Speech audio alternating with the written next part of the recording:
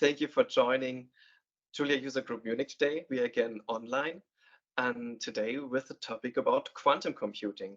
I'm very thankful that Jinguo Liu is today our speaker. He built Yao, and you've probably heard of it. So that's for me at least, it was the first quantum computing framework in Julia, and he's going to present it to us. He's working near Hong Kong in Guangzhou for the Hong Kong University of Science and Technology and uses Julia for all his work since like about 5 years.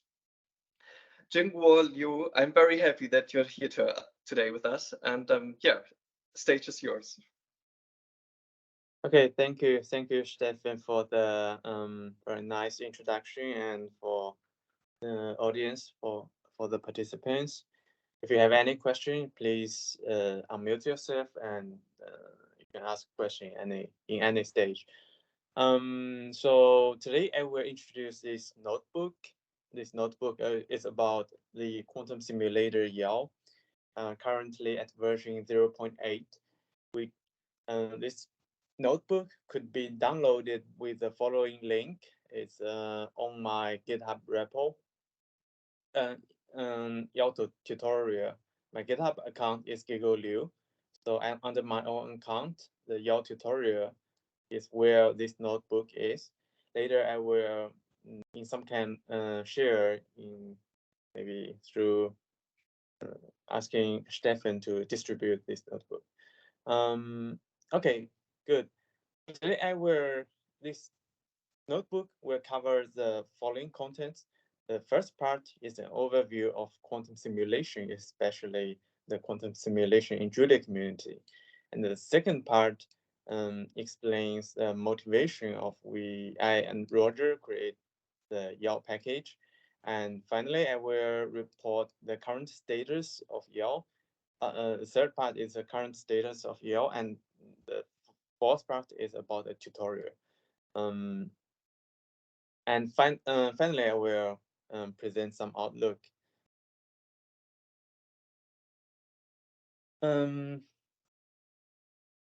Simulating a quantum system is actually very difficult.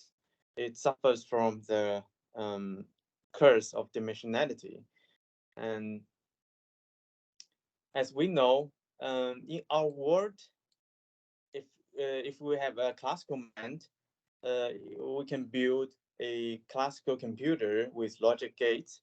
If we have n number of gates, if we want to simulate such a circuit with n number of gates, we also need a time that proportional to the number of gates to be executed. That is the hardness to simulate a classical Turing machine. If we make the Turing machine more powerful by introducing some probability, we believe we don't make this problem harder, although it is a probabilistic Turing machine. We introduce some random number into the system, because even with a classical Turing machine, we can simulate a probabilistic Turing machine by introducing a concept called the pseudo-random number. Okay. So randomness is the probability of the randomness is not the origin of the hardness of simulating a quantum computer. The thing that makes quantum simulation is so difficult is not the number of parameters to parameterize the probability, but the way how our quantum world sorry. Okay. The way how our quantum our world becomes probabilistic. The probability is encoded by complex numbers. If we want to represent a system to simulate a quantum system, such as a quantum circuit, it will be exponentially hard in terms of the number of qubits. If we have n qubits, we need 2 to the n number of both the storage to parameterize the probability distribution, the complex probability distribution. We cannot use any kind of shortcut like the pseudo-random number to simulate a quantum probabilistic Turing machine.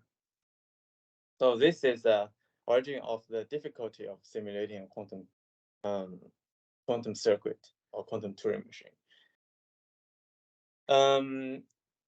It is, however, we are still interested, although it is very difficult, we are still interested in simulating a quantum system because we want to learn more about our quantum world. Even before we have a true quantum computer, there are, in my opinion, there are mainly three types of quantum simulation. The first type is open for simulating open quantum system. The second type is circuit-based quantum simulation, and third type is for simulating quantum manipulated system. As the first type is the most general purpose one. We are often interested in few body system like a Josephson junction coupled to an optical trap. And each system may have, and we cannot use a single vector to parameterize because a quantum state. We need a matrix to parameterize a quantum state. The matrix size is exponential. Each row and column, they are exponentially large. So we use the density matrix approach to simulate a system that under the influence under the influence of an environment or a noisy system. Such in Julia community, we have the quantum optics for simulating such system. If we limit our simulation to pure quantum states, we can use a single vector to store the quantum state. Although we still need if we have n qubits, we still need to the n number of elements to store that all the information of a quantum state, but it is already much more memory efficient than the simulation of open quantum system, where we need 4 to the n number of parameters to parameterize a open density matrix or noisy quantum state. Okay, for this purpose, the circuit-based simulation is not for studying the effect of noise, it's for simulating the quantum algorithms. This is the main purpose. For analyzing quantum algorithms, we have multiple packages in Julia community, including Yao and later the blockade for simulating the Rydberg atom-based quantum circuit and blockade and PastaQ. These 4 packages are mainly for circuit-based simulation. They only work for mainly work for pure states. And the last type of simulation is designed for large-scale simulation. We are usually interested in system with larger than 100 spins. But this system usually have very nice properties like the translational invariance. Sometimes the size can go up even to infinite size. We are more interested in its statistical property or the ground state property. So for such system, we usually use a tensor network-based calculation such as density matrix normalization group or some other packages for describing the lattices and simulate it with exact diagonalization or cluster perturbation expansion and many other methods. These type of simulators are mainly for material design. Okay, good. In the following, I will focus on the second type, the efficient circuit-based simulation. It has been a field that has been developing for more than 10 years.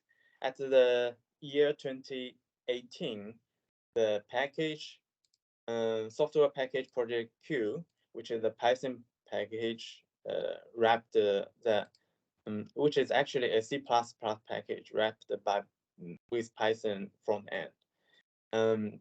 It simulates a quantum system with 45 qubits. and the memory cost is amazing. It's 0.5 petabyte, which means 500 terabyte, and it is a memory, not hard disk. So it's normal people would not have such amount of results. This is actually a collaboration with software, Microsoft. Okay, here is a table. The last row shows the maximum possible for each cluster. The last row shows the maximum number of qubits to approximately simulate the circuit and exactly simulate the circuit. So for exact simulation, the 45 qubit is basically the maximum. Here are some references. And Yao is built after the Project Q. It is designed for extensible, efficient quantum algorithm simulation, and it's open source, and it's designed for the following purposes. The first one is quantum algorithm design, for obvious reason. This is what this package is for. The second claim is quite abstract. It's actually mimic of classical software 2.0, which is basically differential programming. So we want to program quantum circuit in a differential style. We can the gradient of the circuit parameters with little effort. And the last part we emphasize, we want Yao to be used in education. And Yao is from Chinese character Yao. It means unitary. Good. So why yet another quantum simulator? As we have many very powerful simulator already at that time, like Project Q. The reason why we design Yao is for differential programming a quantum circuit, which can be very useful for mainly in two scenarios. One is variational quantum algorithm. Some algorithm requires variationally optimize the circuit parameters. For example, here is a circuit with parameters. There are some rotation gates and entangle gates. In the rotation gates, the angle can be real numbers that can be variationally optimized. And another case that variational simulation can be helpful is inverse engineering. For example, if we want to use quantum optimal control to design a target quantum gate, we want to variational optimize the parameters so that this circuit implements a certain target unitary that we want to implement. Here, I listed some variational quantum algorithms. The first, I will not introduce them in detail, but Jinguo, briefly. can I ask you a little question? Yeah. I'm just checking in. So Project Q, if I understood you correctly, was the base or kind of the go-to implementation, but this does not support differentiation. It does not support differentiation. Okay. Project Yeah. Q does not. Yeah. Actually, yeah. The first version of the algorithm that I want to verify is implemented in Project Q. That time I have to use some method like finite difference. Yeah, or parameter shift rule in quantum mechanics, where I need to get the gradients one by one. It's like forward diff. But we know in differential programming, the main the most useful way to differentiate a program is backpropagation, because it does not have the the overhead that linear to the number of parameters. You can see here we have a lot of parameters, like 20 parameters. If we want to use forward diff, we need to run the circuit 20 times. If we use the back propagation, we only need to run 2 passes, one forward pass and one backward pass, and we get all the gradients. Thank you. Yeah, thank you. It's a very nice question. So we can more efficiently simulate a quantum algorithm that requires gradients. I will briefly mention what can be done with a parameterized variational circuit. One Here I listed 3 applications. One is to use the MMD loss to use a quantum circuit to represent. As I mentioned, it is a complex probability, but if you take it can also be used to represent a classical probability. So using quantum circuit as a probabilistic modeling tool. And the second case is to use variational quantum circuits solve the ground state problem in which is called variational quantum eigensolver. We use quantum circuit to solve quantum problem. We won't use it to solve quantum Hamiltonian, which obviously very makes sense because using and solving a quantum ground state is very useful for quantum chemistry. And the last example is the variational quantum optimization algorithm, where we use a variational approach to find an optimal solution for a combinatorial optimization problem, which is a typically computational hard combinatorial optimization problem, such as the spin glass problem or the maximum independent set problem. Here are some more references. Here, the second application is quantum control. Quantum control wants to, for example, here is a typical example of quantum control where we have several pulses, that they will affect the the quantum gates, the evolution time of in the quantum gates. Then by tuning these parameters, these 501, 510, and 511, we can design the target gate that we want. For example, here is a Levin-Pickler pulse for implementing the entangle gate in Rydberg atom arrays. If we don't use variational approach, we need very clever human beings to work on to design the pulse. And with variational optimization, we can reproduce their work with little effort by rationally optimizing the pulse parameters. Okay. So what's actually Stefan asked the question that I want to explain here. What's the challenge to differentiate differential programming a quantum circuit? The first challenge is we need to use backpropagation instead of forward mode automatic differentiation.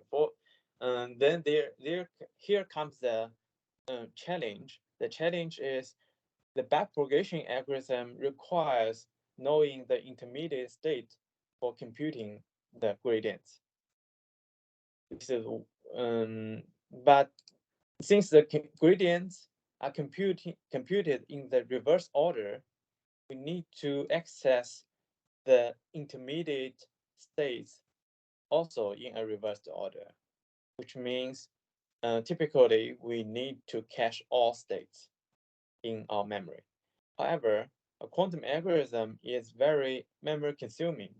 caching all intermediate states is impossible.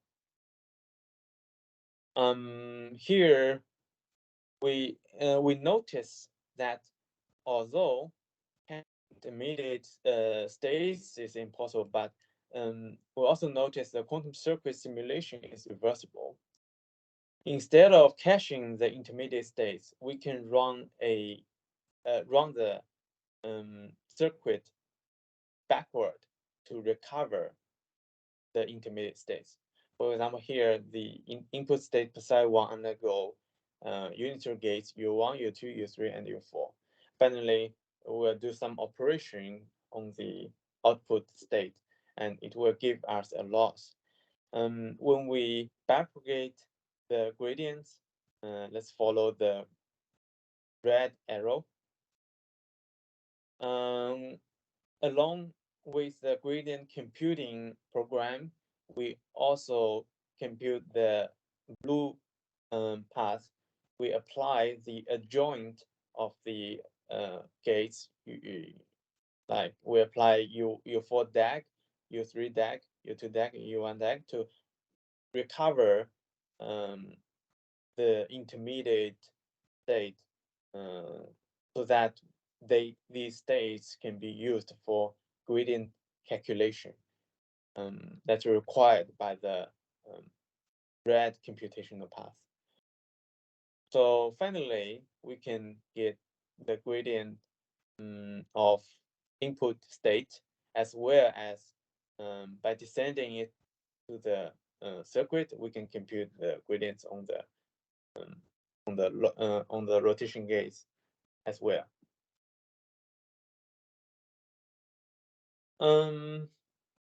So in such a way, to summarize, we can use a single copy of state for the backpropagation instead of caching all intermediate states. So here we also measured the performance of Yao simulator, since Julia programming language is a well-known high performance language, and it is not only high performance on its own. The package CUDA package is also a very powerful package, which enables us to implement the CUDA version of quantum simulation with less than 500 lines. Here we did a benchmark. In the benchmark, we use a parameterized quantum circuit with single qubit rotation and CNOT gates. We run the circuit and measure the time. Here we can see the performance of Yao on CPU is the best among the different quantum simulators, Yao Qiskit, Cirq, Project Q, Penny Lane, and QLAX and PyQuest. However, because none of us are CUDA experts, so with our naive CUDA implementation, our the CUDA version of Yao is several times slower than the Qiskit. Okay, here let me give an overview of Yao features at 0.6. Yao features up to 0.6, the time we published the Yao paper, we included the following features: a quantum simulation and how to obtain the matrix representation of quantum operators, and so that we can generate sparse matrix representation for Hamiltonians, and arithmetic operations, parameter management, and automatic differentiation, so that we can differentiate a quantum circuit very deep, with like more than 10,000 steps are demonstrated in the paper. And also we have a GPU backend. This is what has already been implemented in 0.6. Currently, Yao is in its 0.8 version, we have some extra features. The first feature is qubit simulation. Now it is natively supported. We don't limit the simulation to binary qubit simulation. We also support the simulation like 3-level Rydberg atom array or even more level, or any level qubit simulation or qubit or qubit. Okay, and then we added a density matrix based simulation where we added only basic noisy channel support, and also we implemented the operator indexing, which we will demo later. And there are several packages derived from Yao. One is a blockade, mainly developed by Roger for quantum simulation based on neutral atom architecture, and Yao-to Einsam for converting Yao to one more Einsam, which is a tensor network contraction package, so that we can use the tensor network contraction approach to simulate Yao, because tensor network is can push the simulatable circuit size to a very big number, more than 50. And also Yao plots for plotting the circuit, and the X calculus for circuit simplification, and flow Yao for fermionic linear optic simulator. If I understand correctly, it is a simulator for integrable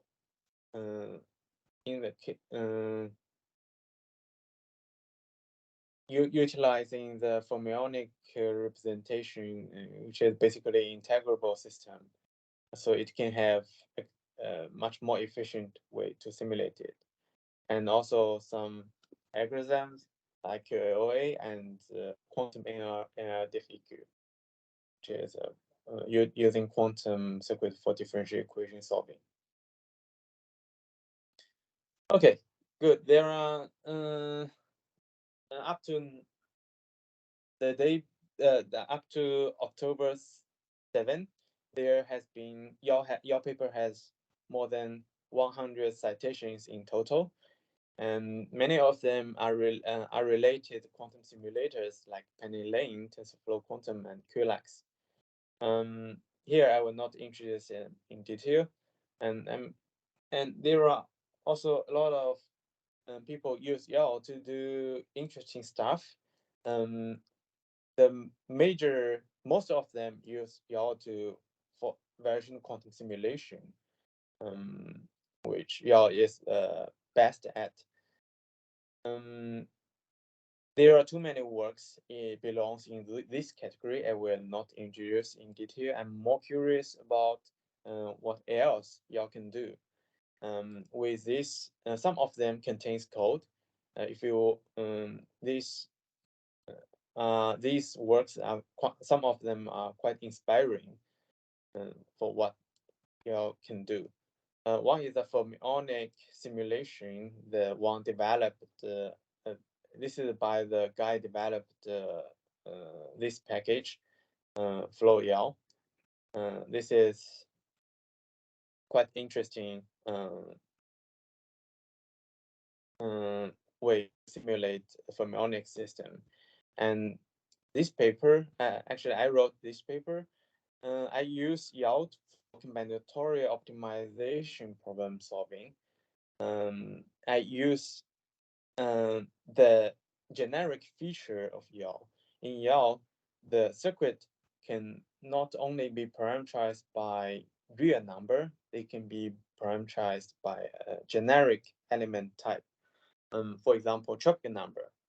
If I use tropic number in Yao, then I can somehow solve the spin glass problem efficiently, more efficient than previous methods. Okay, there are some other interesting works, but I will introduce the highlighted ones, and also the tensor network-based simulation. In these two works, They use Yao-2 enzyme to convert a quantum circuit to a tensor network. They use the tensor network to test their own tensor network or SQL-based algorithm. This paper is very mind-blowing. They relate tensor network with database SQL, and they show quite exciting results. And also, we are excited to see someone is really using Yao for teaching. They use Yao framework to teach quantum entanglement. Okay. Do you have any questions? Next section would be a short tutorial. Okay, let's keep going. Thank you very much for the overview. Just for people to know, I already shared this link from you in the chat. This is really the base of what is shown to us right now. Yeah. Jinguo is using this exact notebook and presenting it. So it's already shared in the chat, the link which you put there at the very beginning. And this contains also all the information from the presentation. Thank you. Yeah, thank you, Stefan. And a remark. I haven't polished the README, so just go directly to the notebook folder. I also shared directly the notebook. 0.5. There's actually one hands up, one question from Cheng Sun. Yeah, hi Jinguo. I just want to ask a question, if I may, at this point, is that so is it the case that for all the other like quantum circuit simulation package like PennyLand or like Qiskit, is it the underlying design logic, is it the same as Yao, that they always have this cache and then they multiply the conjugate and then do the back propagation? Is that the main logic behind all the library that you listed here? This one, the initial design of PennyLane does not include this logic. I'm not sure if they have. I think maybe they have already included this logic in their later design. One thing I'm pretty sure is Yao is the first one to implement this logic for memory saving. Yeah. I see. Yeah. Thank you. Thank you. Good. Okay, let's move to the tutorial section. Here I included you imported several packages. One is Yao, one is Yao plots. The first part is how to represent a quantum state. A quantum state can be represented as a vector. Here I use zero state to create a state that is in 0, 0, 0 state. Its vector representation is like this.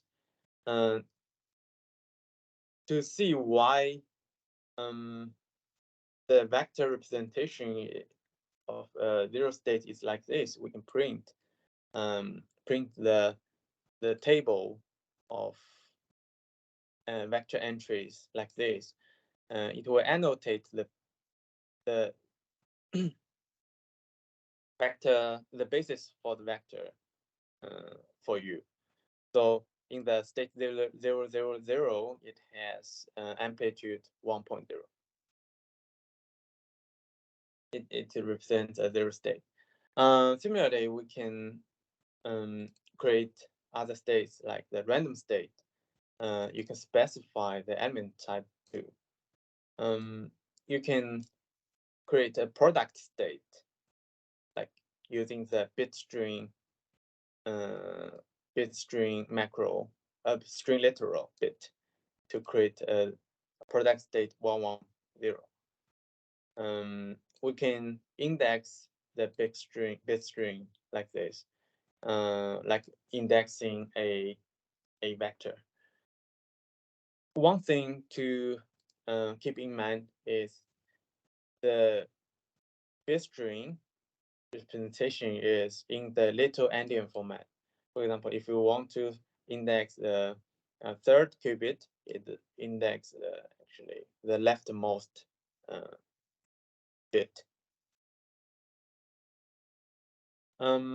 Okay, we can as well, we can print the table for the register. We can also implement the GHZ state that's printed. Then it will be clear that what its vector look like. It's basically 0, 0, 0 plus 1, 1, 1. We compute the von Neumann entropy of subsystem 1, 1, 3 and the between the rest. This is the entanglement entropy between qubit 1, 3 and the rest in the GHZ state. If we do the same for the 0 state or some product state, you will see there's no entanglement in 0 state or product state, but in GHZ state, it has log2 entanglement. And we can create qubits using Yao API, like the random 3-level qubit system, 3-level system, and or similarly, we can create product state for the qubit system like this. We use semicolon to separate the data string, and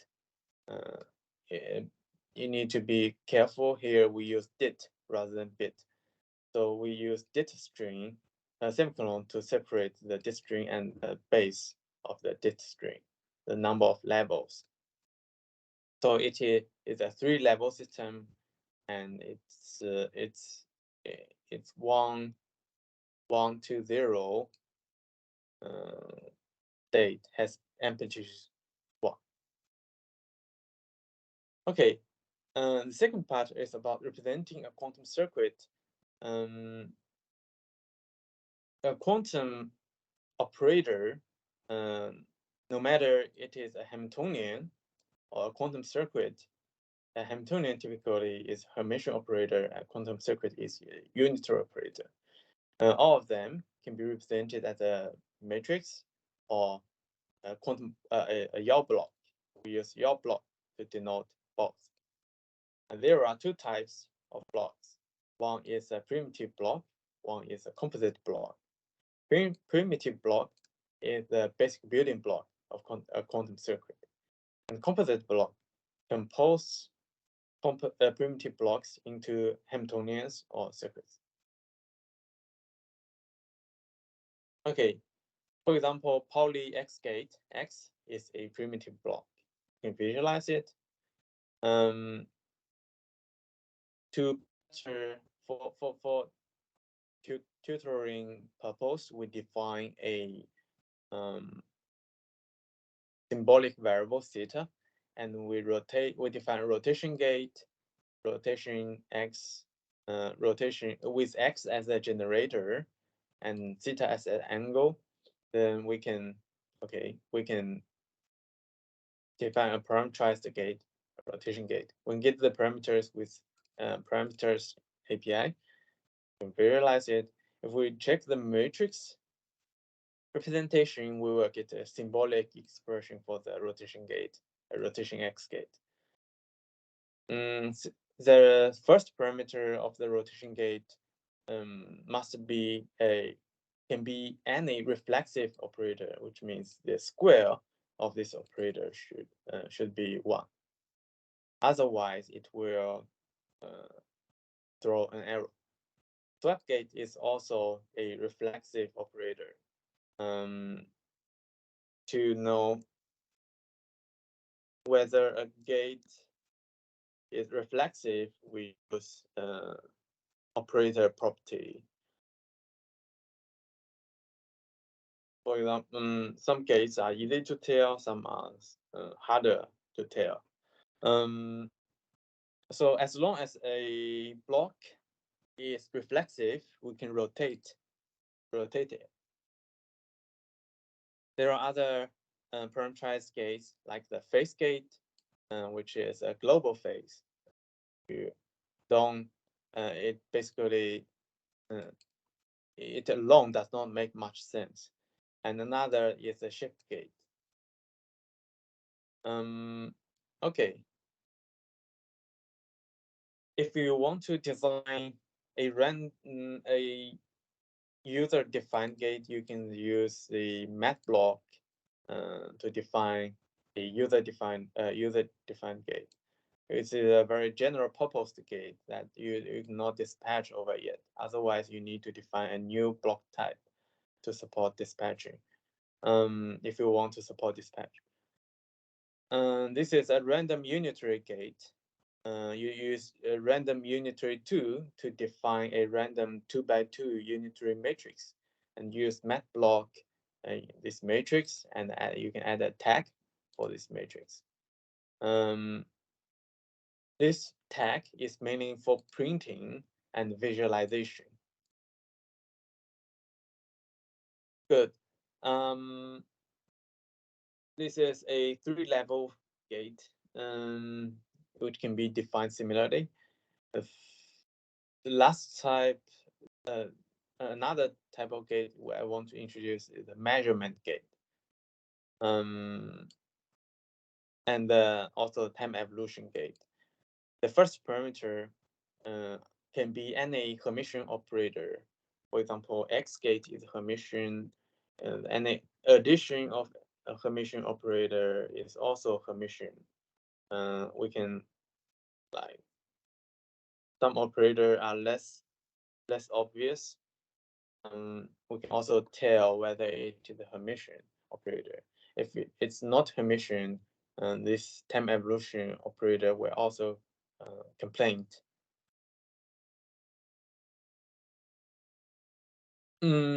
Okay.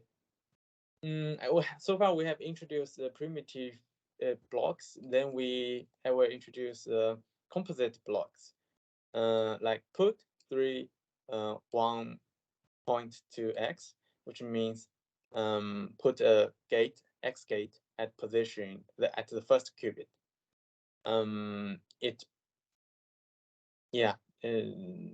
If we check its matrix, it has been changed.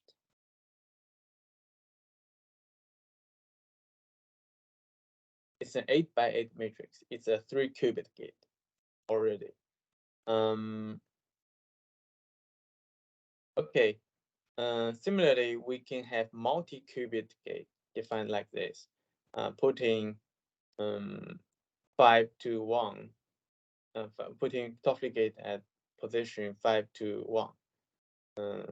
This is a 3-qubit gate. We use a tuple to specify the locations. And good. Then we have cron to operators, or if we put X gate at position 2 and Y gate at position 3, we can also use this kind of cron operation. The unspecified gates are assumed to be identity. Can you visualize the cron itself? How does the cron look like? Pure? Oh, here is a cron. Yeah. We have second line. I mean the cron x dot x comma x. How does this simple one visualizes? And I'm still new to the quantum one, and yeah. Yeah, this simple Okay, one. okay. Yeah. It's really just stacked. Okay, thank you. Yeah. Good. Then we have the control gate. for example, here we define a 3-qubit. In a 3-qubit system, we define control gate. The first bit is a control bit, and followed by 2 point. In the second line is the controlled line, and for this is a control NOT gate. Okay. We can define the control gate can be very generic. Like here, I define the first bit as a control bit and 8th bit as inverse control bit. We have a negative sign to represent the inverse control. And then we at place 7-6, we put an arbitrary random 2-qubit gate. Okay.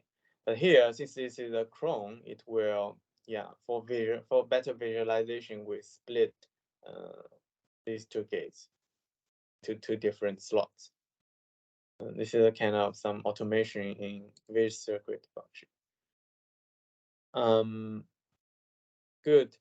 And similarly, we can chain 2 blocks, which means composing this X gate in the first qubit and this control gate into a circuit. Composing is the inverse to the multiplication.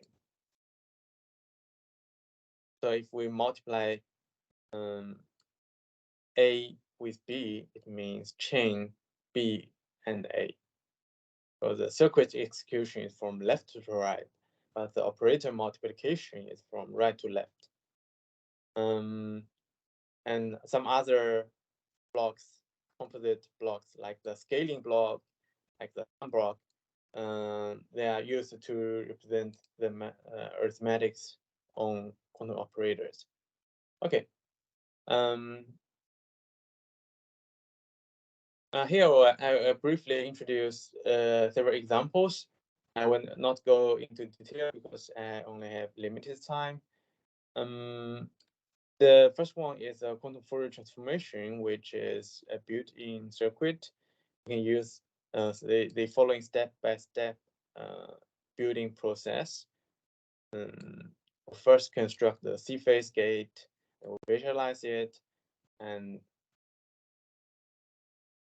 we can you can check their matrix representation, and the HC phases is defined with another function, which is the chain of Hadamard gate and C-phase gate.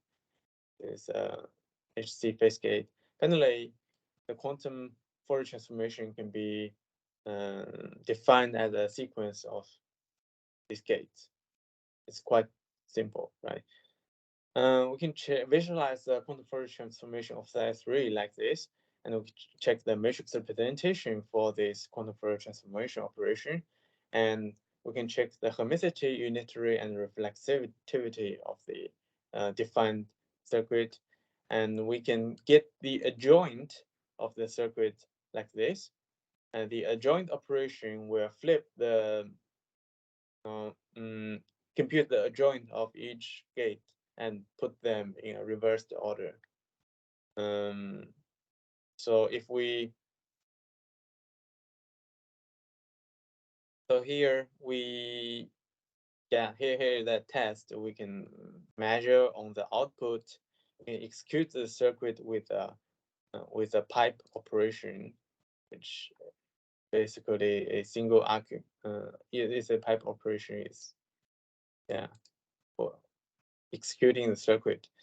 And okay, good. We have 2 types of measurement. One is a measurement without collapsing the state. Another is measurement and collapse the state. And good. And second is a variational quantum simulation algorithm, where we build a Hamiltonian with this Heisenberg function, which if you are interested, we can check the source code with added macro in here. It's also quite simple. You just add up the building blocks. You can check the matrix representation, which returns you a sparse matrix. If you want to check one of the column, as I mentioned, operator now supports indexing. You can use this notation to check one column of this operator, which is much more efficient than computing all the entries in the matrix. Okay, good. So with the eigensolve in Krylov kit, we can find the ground state of a Hamiltonian easily. We can see the ground state is approximately minus 18. With a variational circuit ansatz, we can use the zero state input to the variational circuit and use the output as a wave function, as a trial ground state.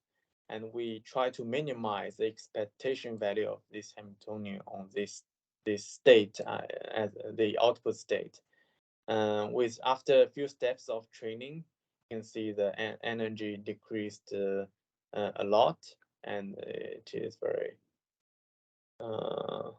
okay. Maybe the training step is too large. It's not convergent. Anyway, so here is a schema for simulating quantum circuit with on GPU. I will not play it. If you're interested in high performance simulation on CUDA, with one command, one function in Kuya, you can upload the whole program to the GPU device. And the next one is Yao.jl.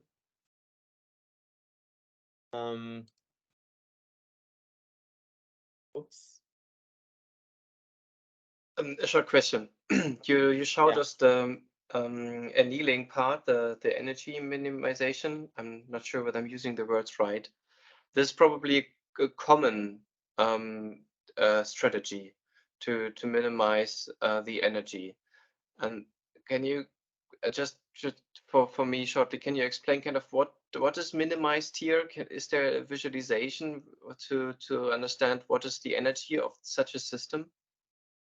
Oh, okay. So first, you have a Hamiltonian that you want to solve for its ground state. Then you need a wave function as a ansatz, quantum wave function as an ansatz. Here, I use zero state as an input, a parameterized circuit as our ansatz.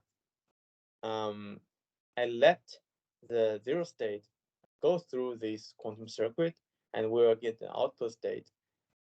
Without optimizing the parameters, the energy would be, terrible, not low enough.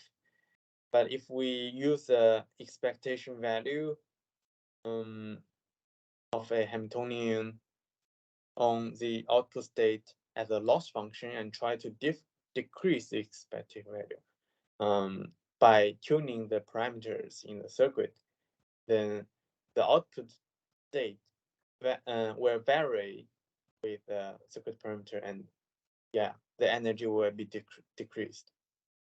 So the wave function of the ground state that we want to find is actually parameterized with a circuit. Okay, and this is then an approximation of the Hamiltonian. There's no approximation to the Hamiltonian. We just because the Hamiltonian is basically an addition of a linear number of. In condensed matter physics, is basically an addition of linear number of terms, linear to the system size. Yeah, for a local Hamiltonian.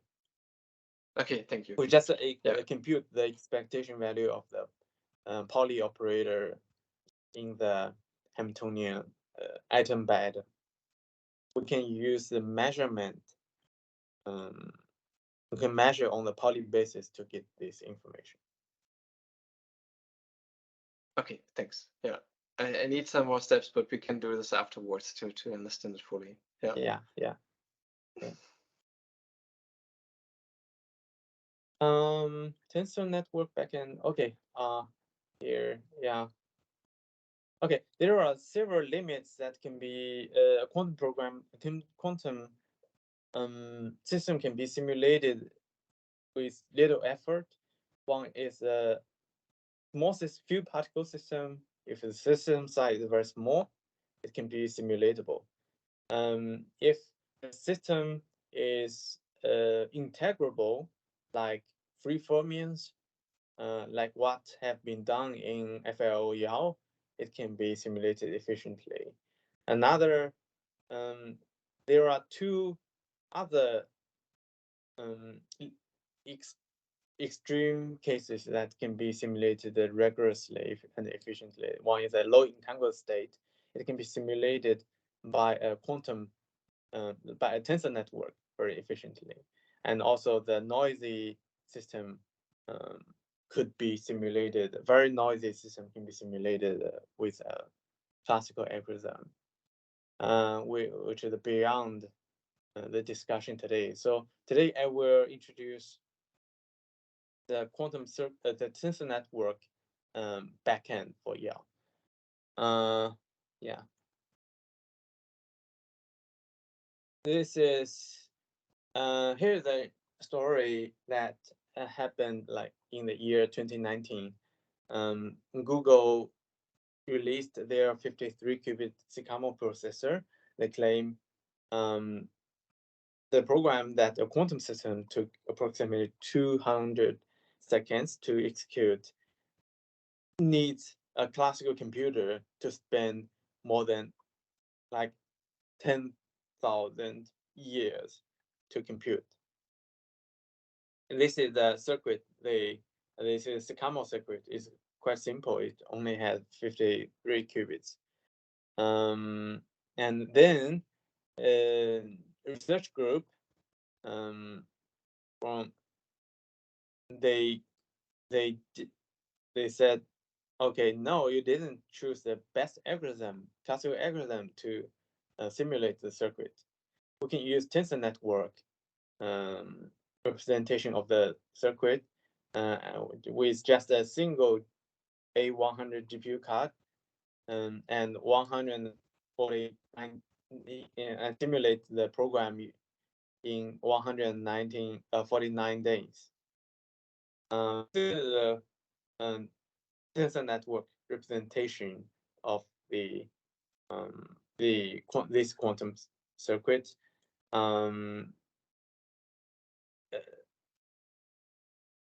This quantum device, and you can see there are thousands of tensors in this graph. With hyper-optimized tensor network contraction algorithm, they can efficiently simulate the quantum circuit or classical device.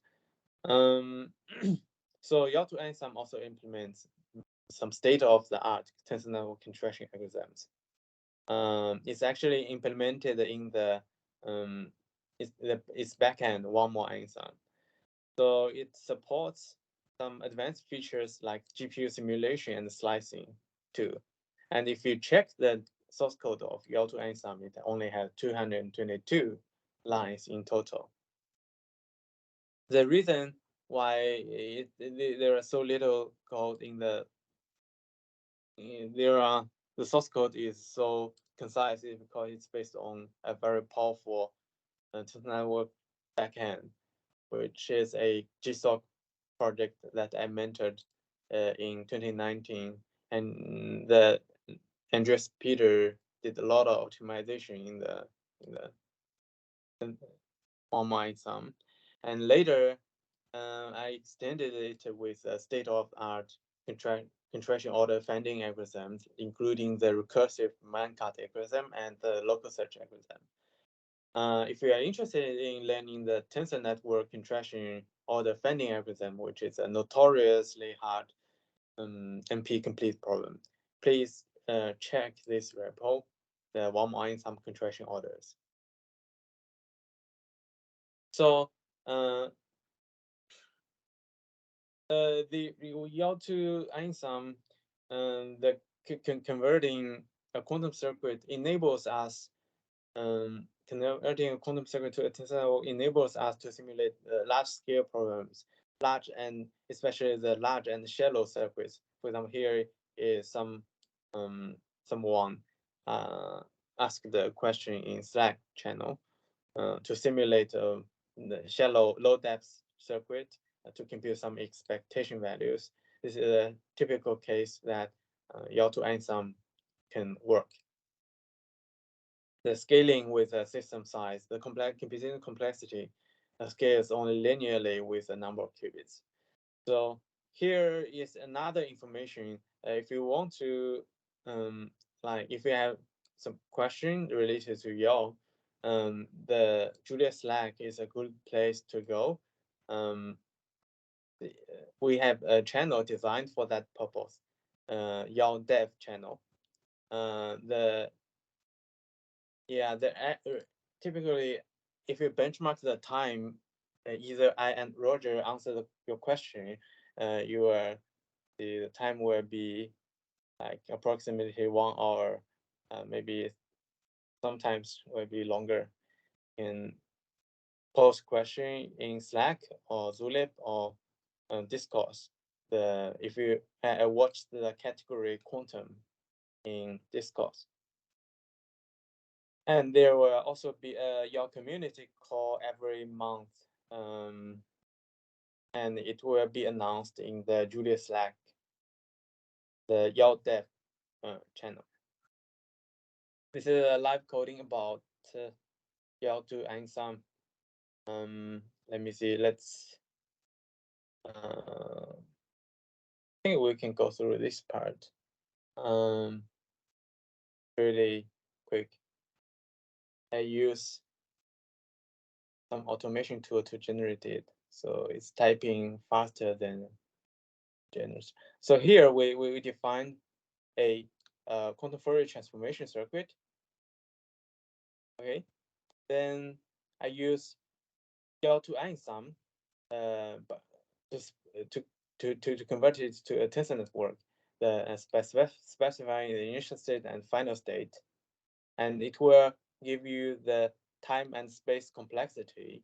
The initial space complexity is pretty high, but if we utilize the slicing technique by inputting the slicing number of slices, we can reduce the space complexity, and we can compute the contraction tensor network by calling the contract function, and by using and it can be the reason why I use a live coding to demonstrate here is because it contains some CUDA program.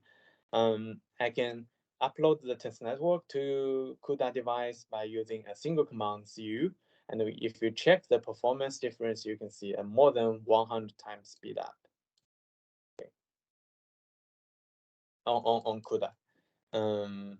Good. And the density matrix-based simulation.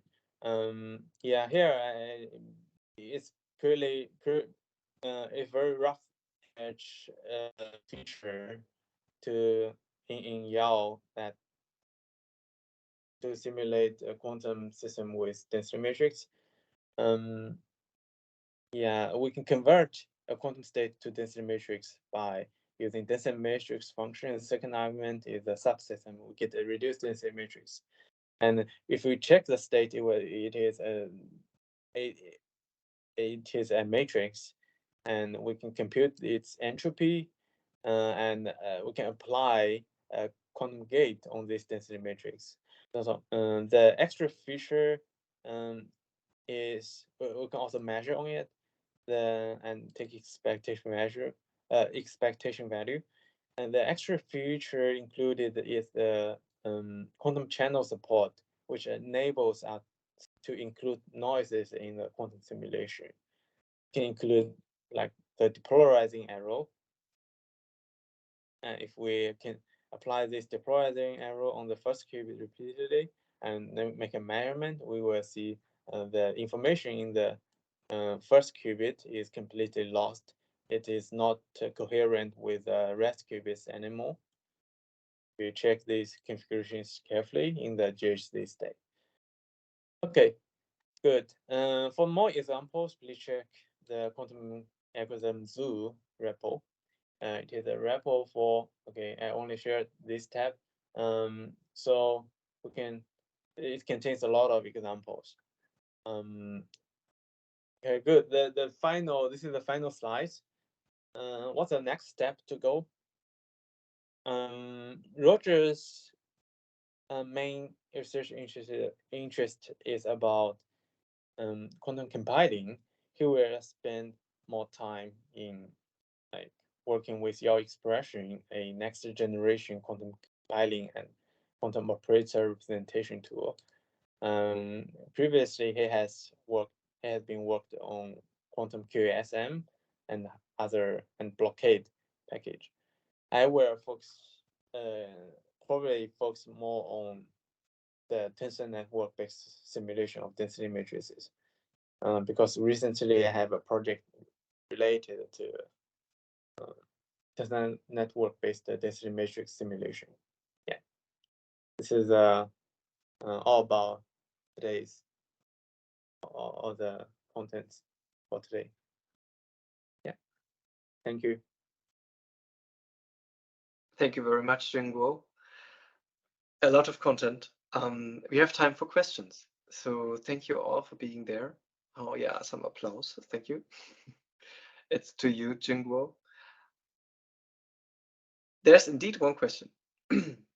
Since you mentioned optimal control, are there any plans for including dissipative terms like quantum control.jl does it with semi-automatic differentiation? I hope you understood the question. You mean including the dissipative terms in quantum optimal control? Like, okay, that's a good question. So the concern, I think, is currently not supported, but it's definitely a useful feature to support in the future. I think it's good to open new issue there. I can imagine there are some extra works to be done because dissipative term, they are not really reversible. So I'm not sure whether it's safe to utilize utilize the reversibility. Yeah, because it's not unitary matrix anymore. Yeah.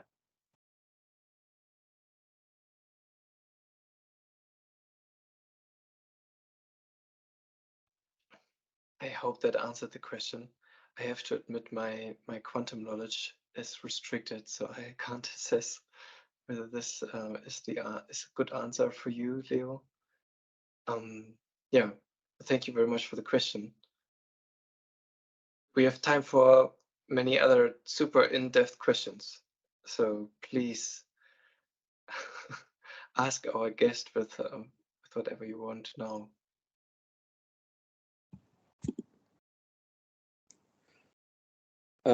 Yeah. If I may, I'm not sure whether Leo wants to follow up on the question. Or go ahead, Chan. Okay, thanks. I kind of similarly have a question on this.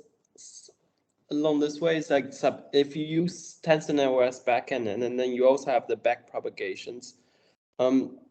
Is it correct to understand that so for your tensor network backend, you never do any truncations? You do not allow any truncations, because if there's any truncations allowed, then you cannot do the trick that you backprop by applying the unitary conjugates, right? In the tensor network representation, I don't use the we don't use the trick of unitary. We just it's a good point. Actually, tensor network natively supports in one ISAM. It natively supports automatic differentiation, but you need to cache all intermediate states. It's not a big trouble. because if we optimize the contraction order properly, the bottleneck part is usually just the program is bottlenecked by a few of the intermediate contraction. So you just need to cache a few large tensors. The space overhead for caching intermediate states is usually like 3 times. My experience is like 3 times forward the pure, forward computing. Okay, that sounds good. One additional question, if I may, before other people jump in, is that I wonder whether the implementation of Yao can support, say, if I want to implement a code that has a quantum circuit and set sampling in the middle, and then feed forward the sampling results to the unitary afterwards, basically like have some parameterized classical parameterized function in the middle, and then feed forward to the like unitary afterwards, and then sampling in the end. This type of like a quantum classical like connected layers, is it possible to backprop through all the things? The measurement unfortunately cannot be easily backpropagated, but we do have a paper that in this way you probably need the parameter shift rule, which is not backpropagation, but it's more likely a practical algorithm that will be more faithfully simulate. It will be how quantum circuit, a real quantum device, simulates the parameter shift rule. We have a work. Actually, we have a work we can discuss later. We have a work discussing this. Yeah. The feedback loop. They can be differentiated, but not backpropagated. Okay, thank you.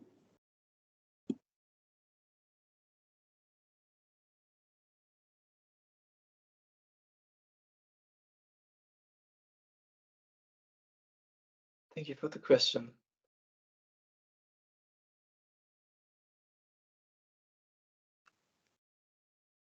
So maybe one other question following a bit on the truncation idea. So I did enjoy your work on tropical tensors and made use of them in my own research. Have you been thinking about truncation with tropical numbers? So I've been reading a bit on singular value decompositions, but that's maybe not so easily implementable. Good question. So the truncation cannot be easily implemented on tropical number type. It is a NP complete problem. But it does not mean we cannot do truncation on tropical tensor network. The NP complete only means in the hardest case we cannot solve the problem, and there are I think if we have a heuristic algorithm, we can still truncate do the tropical tensor factorization efficiently. Yeah, there are different types of hardness, but if you want to find the optimal tensor factorization on tropical tensor networks, it will be NP complete. This is known. Unfortunately, we don't have the nice properties for real numbers, but I don't think it's a problem. And especially when it comes to whether it can be constant approximated, and the previous complexity argument about NP completeness does not apply again. So yeah, I'm very interested in discussing more about this direction. It's very interesting direction to go. Yeah. All right, thanks for your answer, and maybe I'll come by the Slack channel sometime. Yeah. Thank you. Welcome.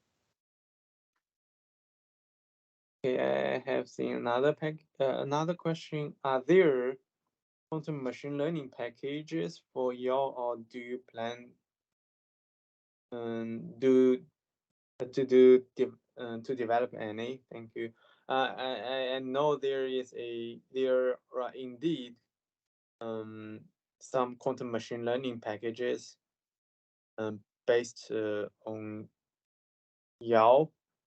I need to search. I have please remind me later. I can send you some. Yeah, there are some packages. I know at least one of them. Yeah. You can find me in Julia's Slack.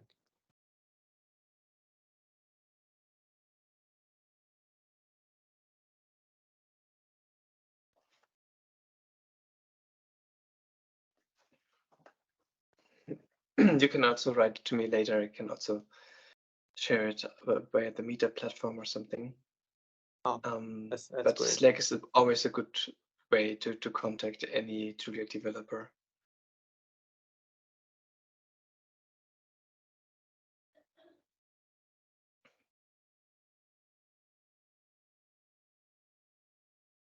Are there more questions?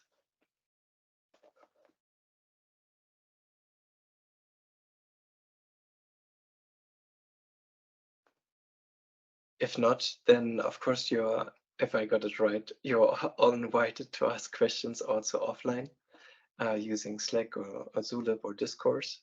And yeah, the answer rate is impressive, and the answer timing, you've seen it. Like yeah, they really try to answer everything within an hour.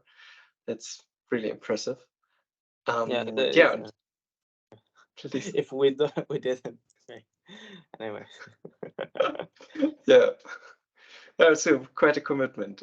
Really impressive. Then it's time for me to thank you again. Jinguo, thank you for being our speaker today. It was a pleasure for me to get into quantum. So thank you for the introductory parts. I really loved them, and I got a good overview.